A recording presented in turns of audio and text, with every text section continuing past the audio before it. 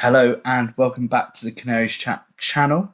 Today we have another podcast. It has been a couple of weeks, but we return with my co-host Luke. How are we today, Luke? I'm doing good. How are you? Yeah, very well, thank you, man. Very well. Got a lot to catch up on. As I said, I think it's been around 2 months or so.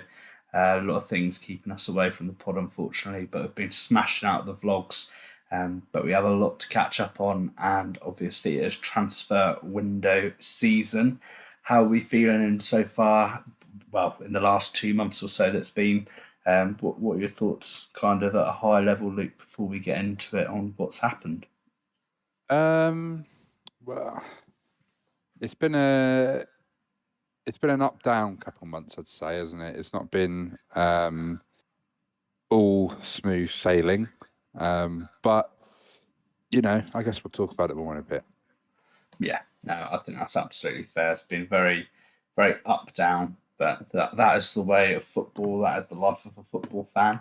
And how are you feeling so far? I think let's start with the transfers because that's kind of the most relevant and up to date. Obviously, we've had a couple of incomings, a couple of outgoings. What are your thoughts so far? We've obviously bought Dobbin in, bought Slimani in on a full transfer rather than the loan. And there is the rumours around Jurasek, I believe. Someone corrected us that the J is pronounced as a H. Um, but yeah, what are you feeling so far with that transfer window?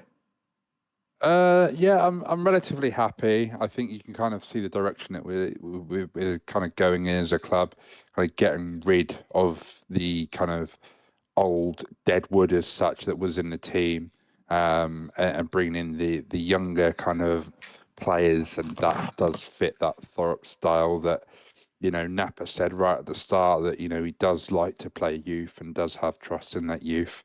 I think it's kind of clear to see the direction that he is going in. With Barnes going, I think that was a great move for all parties. Only 6 months left on his contract. I don't think he necessarily really did want to be here. And going back to Burnley, a club that he loves, a club that he's been for many, many years. I think it was an opportunity that I guess both parties couldn't really say no to. Um, I think Dobbin coming in's a really good signing as well. I think he's got a point to prove within his career. I don't think his spell at West Brom went as well as he'd like, and he wasn't getting a lot of game time. Clearly, a player that Thorpe does believe in and feels fits his style. So that's an exciting one to come. Unfortunately, Gordon has gone back to Liverpool. Again, I think Liverpool wanted to recall him due to lack of game time. One I didn't. That's a signing I don't really understand because that was end of the transfer window. Seemed like a signing that Thorpe wanted, and he never really played in. So that was a weird one. But again, wish Kyd all the best with his career. He's a top professional throughout his time at Norwich. So nothing but respect for the lad. Um, Slimani, yeah, I think everyone saw that coming. It was always a loan with an option to buy, and I feel like when fit, he is a crucial part to how Thorpe does want to play and his style, like I keep going on about. So getting him in now, so that is just secured, I think is really really smart from Napa, and with the price tag that we're getting him for, I think it's a bargain really. Sheffield United fans, sorry, like laughing, saying he's crap. Fair enough, might have been for them, but for us, I feel like he's really been really, really good and he's been solid. So really, really happy with that. And then finally, Jurasek, really, really excited for him to come into the team and start playing for us. I think there's a lot of excitement around him. I just hope we treat him correctly, and I don't want another Zolis situation because this lad has bags of potential. And I really think that he could be, the next Sarah, the next Signs, um, the next Row. I think he is the one that will probably go for a bit of money in the future. So I think that's one to be very, very excited about. Yeah, just randomly, I saw it today after you mentioning his name. I saw Joris being linked with Liverpool. Don't ask me why, Oh, but yeah, I saw him being linked with Liverpool. So swings and roundabouts. But yeah, I think we're, I agree with. I feel like we're starting to see that strategy now, haven't we? As you said, I think Barnes was. It was a good move for Barnes to go back to Burnley, but I also think for us as well, him, Fashnat as well is off the wage bill. If Hanley goes this window, we've freed up, I think, nearly 100,000 in wages, which is yeah. absolutely huge. I mean, Gordon, yeah, it just seems. I know he maybe wasn't our first initial target. And I know we were going after Doak, who went to Middlesbrough. I think we were strongly in for him before we went over there, and we ended up getting Gordon. So maybe that was just a classic big transfer deadline day. We've got to get someone in, Panic.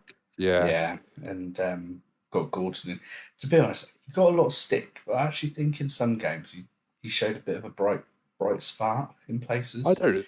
Yeah, I don't Um, think there's anything wrong with him. To be fair, I quite liked him. In all honesty, it just didn't really go as anyone had hoped. yeah, exactly. But yeah, I think Slimani, as you said, can't believe what steal that is. And I think people forget he's 23. Hmm. Like, we've picked up a 23-year-old international with, bar a few injuries, has been extremely good for us. So, can't complain at that. Jurasek, I mean, I hope he does extremely well, but bit of a unknown entity in regards to that. So, um, fingers crossed for him, and fingers crossed it's announced sooner rather than later. But I think with everything that's currently going on, we needed that reinforcement for a wide player, and I think him and Dobbin provide that. And to be honest, I've quite liked the look of Dobbin with his cameo off the bench um, and against Brighton. I thought he's unpredictable, but he does like to seem to take players on and try and beat a man. And his initial kind of first touch is decent. His end product, obviously, we yet to really see. But yeah, I think we're clearly making what we call Napa signings now, aren't we? That young, hungry player got a point to prove. I think it's shaping up, hopefully, quite nicely. But I I don't know about you, but I still think we lack depth in certain areas of the pitch. I think Nunes potentially being injured again. I think we do need another like combative centre midfielder. I don't know what your thoughts are on that. I think we do have depth, but I just don't think they're as strong as we'd like. Like, I do think we do have quite an in-depth squad. It's just like, are they really who you'd want to play in that position? Probably not. But do we have someone that can play there in the interim? Yes. Like Thorup even kind of said it himself with the striker debate. Everyone's saying we need a striker, but he sees like Hernandez as a striker now. He sees like a Macondes that can drop in there along with Cerner and Sargent. Like, is Macondes a player that you want there? No, but can he do a job there at the interim? Probably. I feel like that's with a lot of positions, like with that centre mid, and wherever really. Like, are there players that is their natural position? No, but could they do something there in the interim? Yes. Like, I guess the players are there. It's just they're probably not, you know, as good as we'd like, if that makes sense in that position. Yeah, we've got a lot of multiple positional players that can play. Like he said, Exactly that. Dobbin can play across the front three. Yeah, I On think like Shortell's striker. dropped, isn't he? Like, Yeah, we've been playing him on the right. He's actually a centre attacking mid. I think he's played in centre mid as well. Like, yeah, he's one that can drop in. Again, this is like my point. Is centre mid his ideal position? No. But would he drop in there for the interim? Yes. Same with like Fisher. He's a right back, but with some stints of him in the middle. Like, I think there is depth. It's just probably not. like Yeah, the ideal players you want. I think we just need a bit of quality CDM that will break down the play. I think is what we now We've been need. crying out for that for years, though. Yeah, we Like have. you, And you're not rolling that. one day it will change. One day we will get what we need. Yeah, I But mean, just sign Oliver Skip. yeah, That's all get we him need to back. do. Well, we Yeah, do get him now have back. a loan. We do have a Premier League loan freed up now. That's all I'm saying. But Yeah, yeah, no, I think that's done with now. Let's yeah, move on. we'll put that to bed. But yeah, I do think Yeah, we need that CDM that will really take a game by the scruff of its neck and just be like, right, I'm going to provide that cover. Like, don't get me wrong, McLean can do that. But I also think McLean's strengths can be orchestrating a game, very similar to Nunes.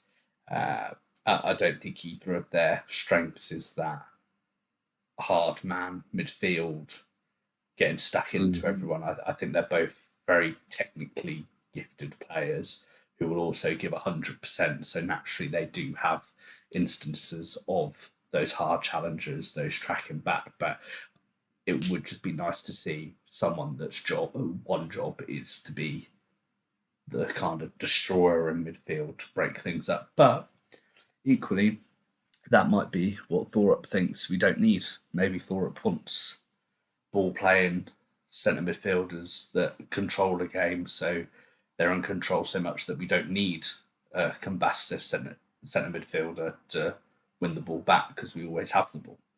yeah. But yeah, it does feel like that's the last bit, especially if Nunes is injured. As you said, like we do have depth, but is it We quality? won't sign. We won't sign anyone in that position. I think that's like we won't. No, I don't think. I don't think we will. I don't not until the think. summer at least. But I don't think we'll even get one in the summer. I don't think that's really Thorpe's style. I think it is more ball playing, like you said. I don't think we would get one, in all honesty, but that could change. I don't know, but I don't really see his system being with a kind of that CDM type that you're on about. I think it is more ball playing. Okay. But I could be wrong, but that's how I see it anyway. Yeah. No. But yeah, I think obviously I guess we've had a lot of injuries recently, haven't we? Which haven't helped us whatsoever. Yeah. But that's football at the end of the day, is it? All teams face injuries. That's how it is, and it's about how you react to that and what you're going to do. Um, it's been difficult. I think for me, like I've seen a lot of Norwich fans get a little bit heated on social media about performances and things, and the one thing I will say is just I think we do just need a bit of patience with this squad. And I say that because it's clear that Thorup is trying to implement his identity, isn't he, and his style of play. But I guess the one thing people have got to realise is he's doing this with like a Wagner squad at the minute, and he's Yeah. not going to be able to fully cement his identity with a squad that isn't really his. He's kind of been dealt a shit, you know, hand of cards because some players in there I don't think he really kind of want in his position and going forward. And I think we'll probably start seeing the full kind of flow of this within the next season, couple of seasons to come. Just think it does take a little bit of time. You look at Fark, exactly the same thing happened with him. That first season he came in, he had a lot of players that he he didn't get himself that are already there, and then that season that he did then get the players that he wanted in, we won the league. And don't get me wrong, I'm not saying we're now going to go and win the league next year. That's not what I think is going to happen. I think my point is, to truly kind of cement an identity and a style of play, it does take a little bit of time. Yeah. Um, No. and again, injuries haven't helped, but some of the players that have been there have been really, really, really good. Nunes, for example, he's probably been my player of the season so far. Yeah, Duffy, he's that's been what I was going to absolutely say, immense at Duffy. the back. He's been unbelievable. So, it's not every single player, don't get me wrong, but I do just think once he kind of gets more of the players that he wants in, I think the results will start to be a lot more positive. No, I agree. I think there's a bit of a mixture of his players, his players, sorry, and Wagner's players, and it will just take a little bit of time to work its way through, and also it will take a couple of transfer windows to pinpoint exactly what we need and where we need to strengthen. I think the striker debate is now very interesting. Obviously, Barnes has left. We've got Sargent and Sanat left as our strikers. O'Neill can play there as well. But I appreciate there's kind of question marks around that his impact as a striker compared to his impact off the bench, which I think he is shown off the bench he can be a very good impact sub. So it's then Cerna. O'Neill. Oh no, yeah. Yeah, O'Neill. So we're kind of left with Sargent, Cernat as the two starting strikers. And I think for me, there's maybe just a slight worry with Sargent's injury record that we're we're leaving it short. But then also it's like you can't sign a striker really to be third choice. So then I feel like you've got to either rely on O'Neill or you've got to rely on someone from the under 21s staking a claim to being that third choice, because I think a third choice striker is extremely hard to find, and I don't think you're going to find a striker that, when Sarge is fully fit, would be in the team ahead of him. Question for you. Okay. So obviously, Josh Sargent, I think no one can argue on his day, fully fit, he is the best striker in the league, right? Yeah, That that is factual. That's not no sugarcoating. That's no bias. He is probably up there. We're on the best strikers in the league. The last 2 seasons that we've had him, he's been injured for what, 6 months, so he's been out for roughly a year. We have been offered from obviously clubs in the MLS roughly about 15 million for him. Do you yeah, think it's time for us to cash in on Sargent and get in a striker that can play in, week out, roughly to the same as abilities, that one fits for style, and two, again, is having that consistency of that game time that we need. yeah. So I was just having a look at his stats. So there's a maximum of 20 more games he could play. So that would take him to 32 games in the season, 28 games last year he played. Um, I do, I do, I'll say my view, right? I think we need to cash in on him. yeah, Don't get me wrong, right? I love Josh Sargent. He's probably up there with one of my favourite players of recent years. I absolutely love the bloke, and I think he's absolutely fantastic. And I think he's done so good for Norwich. But when we get that kind of money for Josh Sargent, he is injury prone. yeah, And last year, 28 games in a 46 game season. I think it's clear to kind of see that he just can't keep up with that 46 game season that we have in the championship. I think that's apparent, and that's no fault of his own. But if we can get that kind of 10 to 15 million for him, which is more than what we bought him for, I say we've got to do it, reinvest that, and get in a striker that then can play those kind of games week in, week out. Like, yeah, I don't think he's poor. I think he's absolutely fantastic, and I don't want anyone to see this the wrong way. But I just think logically, for me, it makes sense for us to cash in on him, and get in that striker that can play majority of the season. Like, I think last year he couldn't help getting injured. Like, that was like a challenge from the Huddersfield keeper, if I remember. Like, yeah, it's no something like fault of that. his Yeah. own. Yeah, but like, how long is too long? Like, Mm.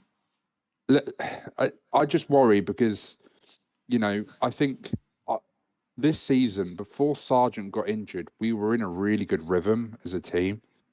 and we were, getting really good results, and we were, I think we were like sixth, seventh, and you know, Sargent is a big part to our team. He's crucial to our team, right?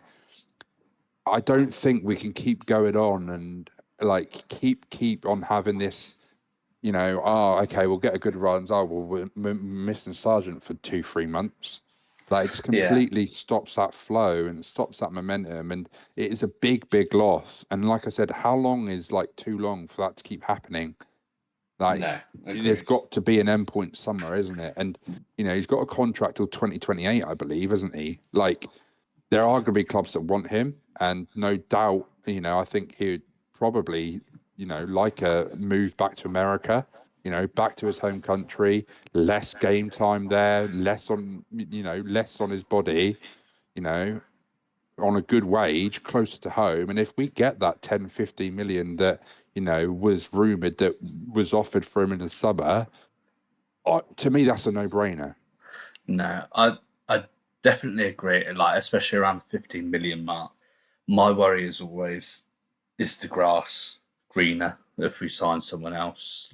Again, could they have injury problems or they don't hit the ground running? But I think You can say that about what's anyone, though, couldn't yeah, you? yeah. But I think what's been evident the last few months, um, even since we recorded the last podcast, was I haven't actually heard his name that much. I haven't heard, well, if we had Sarge, we would have won that game because we're scoring so many goals already. Like, we scoring goals isn't well, it is still an issue because if you look at the statistics, we're still creating a lot of good opportunities and we're not finishing them. So we do need like an instinctive finisher in the squad to get us over the line. But I think the actual goals that we're scoring, I don't think we're as reliant on Sargent as we have been in previous years. And because of that, I think that does open up that opportunity of selling him for 15 odd million, go and buy a striker for 8 odd million, bank the 7, and we can use that to bolster the rest of the squad. I don't think we need to go and spend 15 million on a striker if we sell him for 15 million. Um, but yeah, I do think sadly that when you're pushing or looking to push for promotion, you need a consistently fit goal scorer that will play week in, week out. And I think when you look at Pookie, when he played for us, 43 games, 36, 41, 37, 41. Mm-hmm. Like, he did have the odd injury, but he did not miss more than 10 games in a season. And some of those Yeah. games he would have been brought on just because we would have been winning and we didn't need to risk him. Yeah, agreed. That's exactly my point, mate. I just think we need that consistency, don't we, of a striker. And it is difficult. And I think, if you look at the summer, if we do get rid of Sargent, right, we're getting the money in from Rowe. I think we're getting the add-ons in from Sarah. I Yeah. think, at that point, Sainz will probably be off as well. Like, he is probably going to go. Mm-hmm. We're going to have a good amount of money in the bank in the summer to Yeah, that was going to. reinvest. And I'm not saying let's go and get a 15, 20 million pound striker. But there is then a good chance for us to actually get a decent striker in and maybe break the bank a little bit, but get a good striker in rather than like one that will do half a job. Like, there's definitely a striker there that we could get for good money, that can definitely probably play a lot more than what Sargent has in recent years. No, agree. And I think you just touched on it as well. And I wanted your opinion on that. Is Borja Sainz rumours around Atletico Bilbao? Some there was talks of Genoa, Girona, Girona, yeah, yeah. um, coming coming in for him. Yeah. What are your thoughts with that in regards to So obviously he's got his 6 games, well 5 games now suspension. I love Borgia Signs a lot like Sargent. I think, funny enough, we're very lucky at Norwich to have two incredible football players within our team. I don't think recent games have gone as well as he'd like. But he does definitely create chances. He does open opportunities for others to score goals. And I think obviously with the absence of Sargent, he has really stepped up. He's been unbelievable. I Yeah, think I don't. I've This is gonna sound. I don't know. I think Sainz has reached his peak this year, unfortunately. And I think he's had his good first half of the season. I don't think it'll get much better than what he's already done. And by the sounds of it, we are going to sell him anyway in the summer. So my head's at, well, we know we're not going to really push for promotion this year. We know we're going to sell him anyway, and he's not going to probably get any better than what he has been, and he's probably at peak price. So in my head, it's probably more logical to sell him now for the bigger money that we can get rather than holding him on for the rest of the season where we're not really going to push for anything anyway. I'd much rather that and give Schwartau, one of the youngsters a shot at left wing for the rest of the season, and obviously have that money in the bank than obviously have Borja to the end of the season and him go anyway. And yeah, obviously he's now got a 6-game ban. That what he done is absolutely inexcusable. It's disgusting. In fact, like it is absolutely grim. agreed. I know there's been a lot of heat on the FA at the moment, and the retrospective bans that we're getting and the fines, but there's no way you could argue that. Spitting on someone's vile. So we're now not going to see him until the end of February anyway. There's only going to be about 2 months, that we will get to see him. In my eyes, surely he goes. I think the board are in a really tricky place now because I personally think you're right. We get the most money for him in January, and I do think he has peaked on what he can do for us. However, I don't think that doesn't mean that he can have a big effect when he comes back. And when you actually look at the table, there's only 5 points between us and the playoffs. And I think if the board slash Napa were to sell Sainz, the top goal scorer in the championship, when there is still, you've got to be honest, there is still an outside chance that we could get playoffs. I think they would come in for some absolute pelters for selling Sainz when there's still an outside chance that we could get playoffs. I personally think that they come knocking around the 20 to 25 million mark. We You sell. got to sell him for that money. I'm sorry, you've got to sell him for that money. Yes, you'll get some pelters, but everyone's entitled to their opinion. I get that, and don't get me wrong. Like, Everyone's entitled to their opinion, but well, no, they are, and you say they're coming for pelters, but there's two sides of the story, isn't there? Like, as we keep saying, football just isn't about football anymore. It's a business. It's about money. Like that is how football is these days. And if 25 billion, how big comes in for sides, you've got to take that. You've got to. Like that's yeah, ridiculous money for him. I'm sorry. Like, that's insane. You've yeah, got to, and yeah, I know you say we're pushing like we're near playoffs, but like if you're a realist, we, like there's always, don't get me wrong, there's always like what if, like there's always a possibility something could happen, but realistically, like are we actually going to get anywhere with the playoffs, with the teams that are there at the moment? You know, are we going to beat Burnley in the playoffs? No. Are we going to beat a Middlesbrough in the playoffs? No. Are we going to beat potentially a Leeds or Sheffield United? Not a chance. We're nowhere near the standards that what the teams are in there at the moment are. It'll be exactly the same as last year. We'll just get absolutely tonked. It'll be absolutely awful if we did. I want us to go up. I don't not want us to go up. But if we go back to the Borja Sainz topic, 25 million for him now, you've got to take that. yeah. I would agree, but as I said, there'll definitely be people that There will will see be. Don't it. get, there's yeah, of course there will be. But like as I said, football's a business. 25 million for him. That's insane. and then the money from Rowe, like I said, that we're going to get, and then Sarah, like that's going to put us in such a strong position financially to really build and get this Foreps team that we've been talking about. And like, as I said, if he's going to go anyway, which he is, like, let's say, would you be happy? Like, oh, no, like if he goes for 25 now, would you rather him go for 25 now or 18 in the summer? Like 7 million in football, and for Norwich City is quite a lot of money. It's a big difference, and that's the difference of us needing to maybe sell another player in the summer. yeah, And exactly. That's not. And that's the difference of us getting Callum Doyle in on a perm.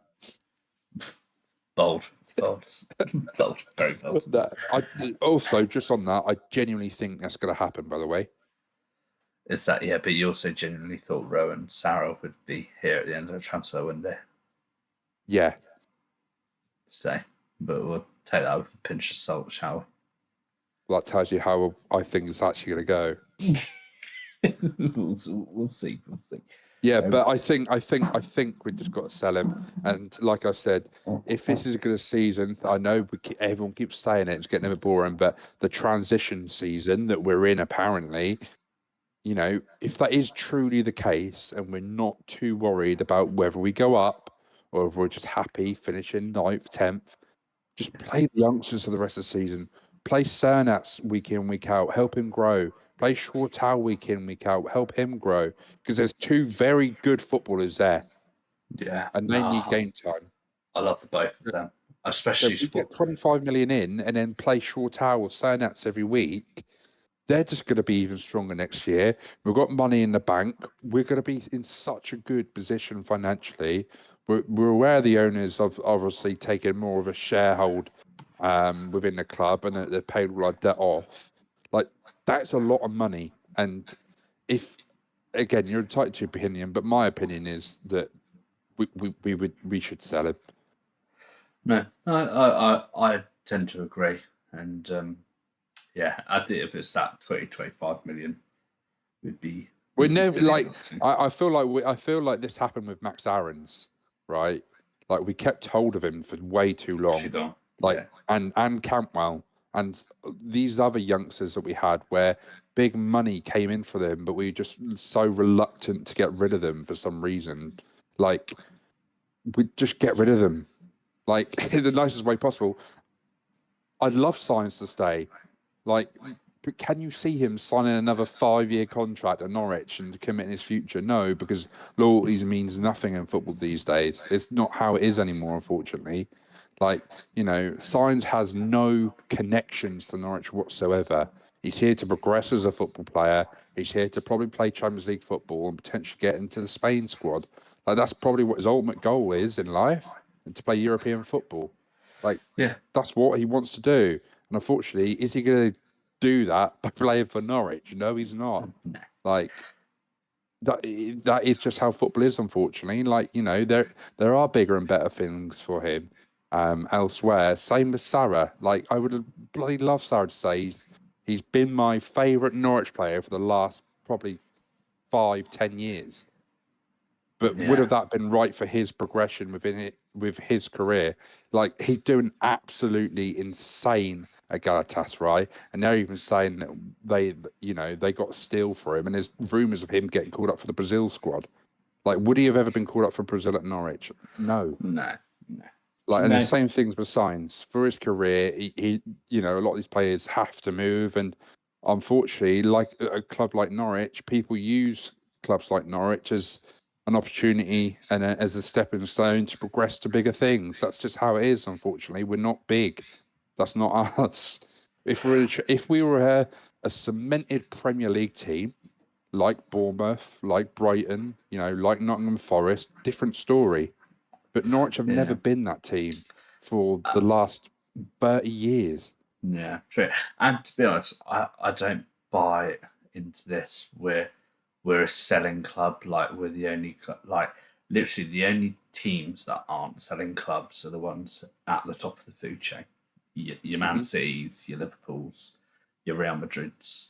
Like, they're the only teams that are not selling teams. Everyone else, you people like will look at Bournemouth and us, and they'll say, "Well, Bournemouth aren't a selling team." Well, if someone came in and put 60 million down for Semenyo, he is going Well, that's what happened with because Solanke. yeah, like that will happen. And for some reason, a lot of fans get bit of a bee in their bonnet about us being a selling team, but that's where we are in the we're a championship team. That's where we are in the food chain. Whether you want to show ambition or not, if a team in the Premier League comes in and puts enough money on the table as a championship team, you sell. And that is still the same for Leeds, Burnley, Sheffield United. That's still the same for them. If someone comes in, well, Ruta, prime example, Brighton came in, was it Somerville. about 40 million, I think, Ruta? Somerville. Okay, yeah, Somerville, again, like another 30 million, I think that was. Like, we are in the middle of a chain. If we go to League One club and we offer them 5 million for a player, they will sell to us. That's a fact. If a Premier League team comes to us and offers us 25 million for a player, we will sell to them. That is just where we are on the food chain. And I think fans need to kind of get out of this kind of victim, oh, we're a selling club. Well, that's a really bad thing. No, it isn't. It's just life. You just got to deal with it. People need to realise that Norwich City aren't a big club. Like, as much as people think we are, we're not. We're just Yeah. not. No, And no. as like I said, exactly your point there. Football is just a business now. It's how it is. That you know, I think people kind of get stuck thinking in the past, like football back like 20, 30 years ago, different story. There may have been some loyalties there, but that's just not how it is anymore. And Yeah. unfortunately, footballers these days go to where they can probably get more money. And Yeah. they, you know, go to places like, you know, Spain, Saudi, you know, to think about their future for their kids and their families and stuff. Like at the end of the day, it's still a job, isn't it? Like if you got offered an extra 100 grand a week to do exactly the same job in a different country, more likely you're going to do it, aren't you? Like I think Yeah. people need to realize that, and they're still human beings at the end of the day, whether they play for a club or not. They've got families to think for, and you know that's just football now. And I think people need to kind of wake up and realize, like you said, that is just how it is. Like as much as you'd want someone to stay, and as much as you know you'd want someone to really try and be a legend at a club, it just isn't going to happen anymore unless you get someone from a youth that is really committed to that club and that wants to stay. But it just doesn't happen in football Yeah. anymore, unfortunately. Yeah. No, 100%. But on a bit more of a positive um, note, we've obviously had that Coventry game um, where we came back to win 2-1. What are your thoughts on that? Obviously, two last minute goals, Forson coming up clutch big time. What are your thoughts on that? Yeah. So, like, I don't think like I think people discredit Norwich quite a lot for that game because we created so many chances that game, and people going, oh, we were shit till 90 minutes. I don't think that's fair. I don't I think don't we were think we shit. were. Yeah. Like we played all right. Like we actually played quite well. We created plenty of chances. We battered them with the stats on nearly everything. Like we just couldn't score on the day. If you think that is, well, shit, fair enough. That's your opinion. But I thought we played all right. Things weren't going our way. And then, you know, Forster comes on, and that first goal we scored is unbelievable. But I think that's the mentality that we're at now. It's, you know, right. I think you saw the players there. Right, come on, let's go. We're going to go get another one with like 2 minutes left. Like there was still that belief within that team that we could go and win that game, and we did. Yeah. And I thought we'd done really, really well that game. It was thoroughly deserved. That was definitely, you know, a fair challenge that Hernandez done on that. on that left side. It was just shoulder to He shoulder. went for the Grant Hanley, didn't he? Like Yeah, fall he over tried to play before he it got there. smart. All he had to do was just boot that into road Z or the Gerald, and that had been game. Yeah, But he no, didn't. He decided to try play smart, try draw a foul, went completely against him, and then we go and score from it. And you know, I felt I felt like that game was like a little turning point for us. In all honesty, I felt like that over the Christmas period, it was a little bit like ugh. I think Burnley came back to beat us. I think um, QPR away, we got battered 3-0. I think there was another game as well where they came back and beat us. yeah, Can't I remember think what it was. well, Oh, Sunderland. That was it. Sunderland. yeah, And with the McLean stuff that was going on and the injuries that we were getting, um, it felt a bit flat in all yeah, honesty.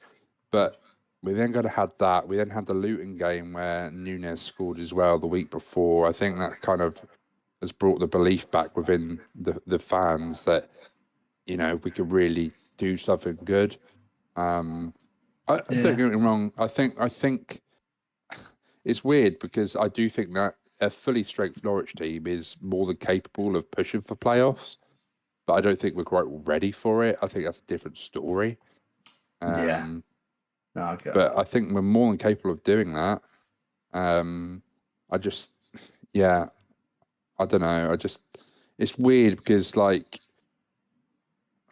d- I don't know. I don't know how to say it. Like, I think everyone's been floating this term of transition round, transition. Like, yeah, don't want to keep going on about it because it's just getting a bit annoying. But like, I don't know what you want as a club. I don't know what like the plan is. Like, Yeah, if you do better in a transition year, then like, where you're does that ahead of then put you? schedule, and then it doesn't end up working because you're too. Yeah, like, do you almost not want to get playoffs? I don't know, like, obviously you do.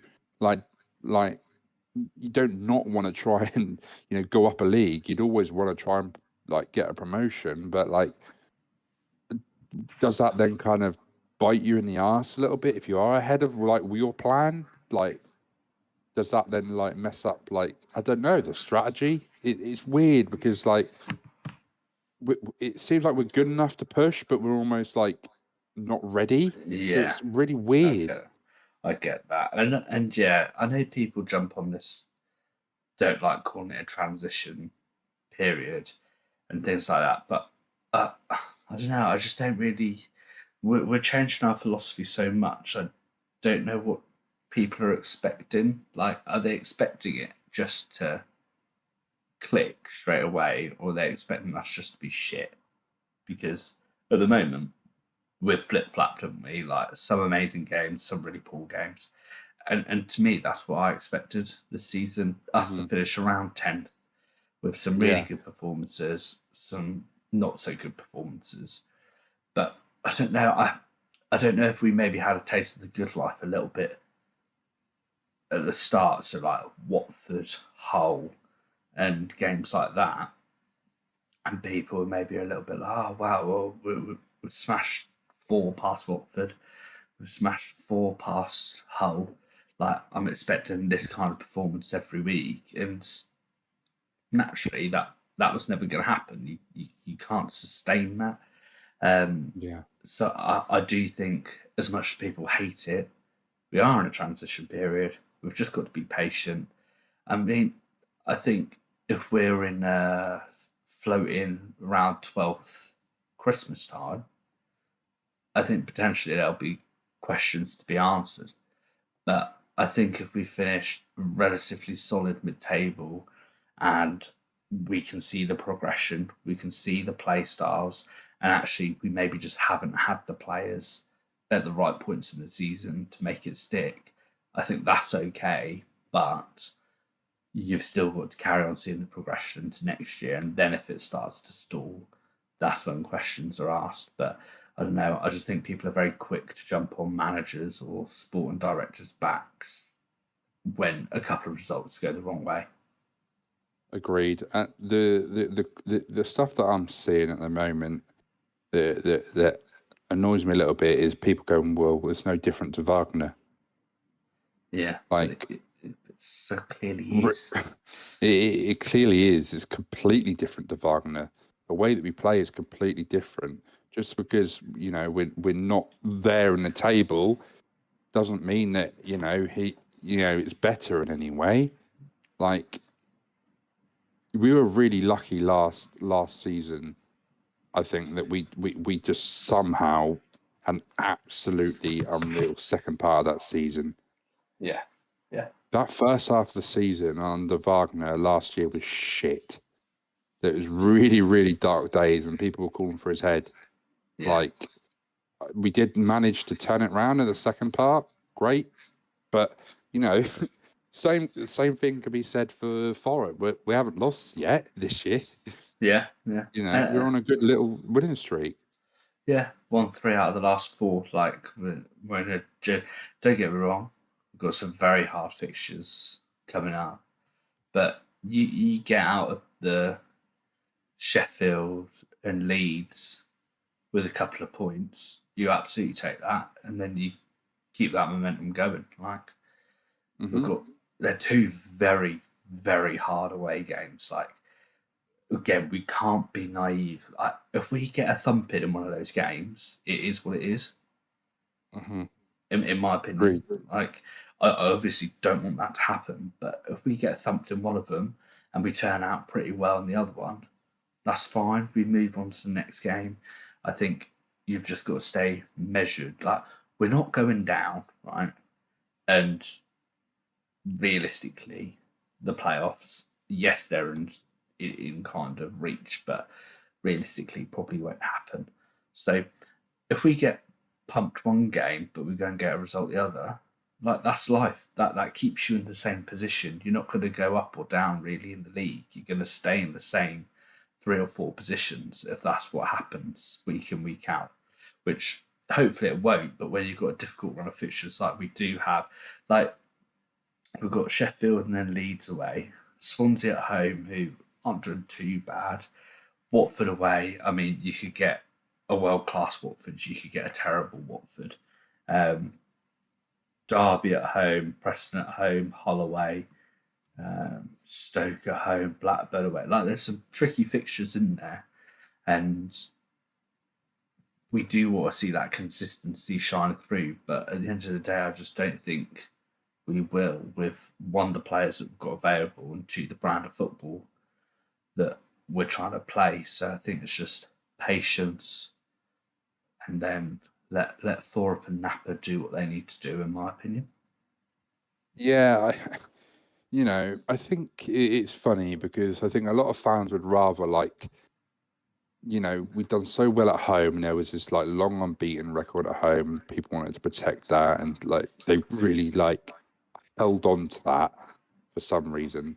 Um, like there are fans that I just don't think really like see things like right.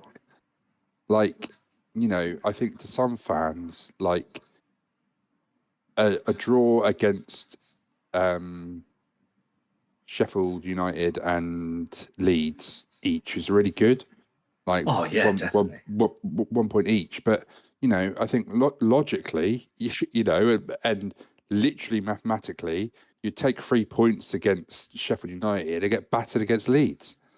Yeah, yeah, Like, yeah. Because you you're literally 1 point up on you're what one you would point have been. up, but I don't think people see it like that. I think people would like, momentum, we still haven't lost, 2 draws. I'd much rather we get lose against Leeds, but win against Sheffield United. That's how Yeah, I see it. Leeds are absolutely unbelievable at the moment.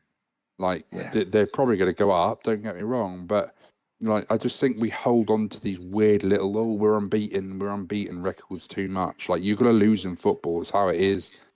Like yeah, let Leeds beat us, but I'd much rather win against a Sheffield United. Like, but yeah, I just think we some people view things in an odd way.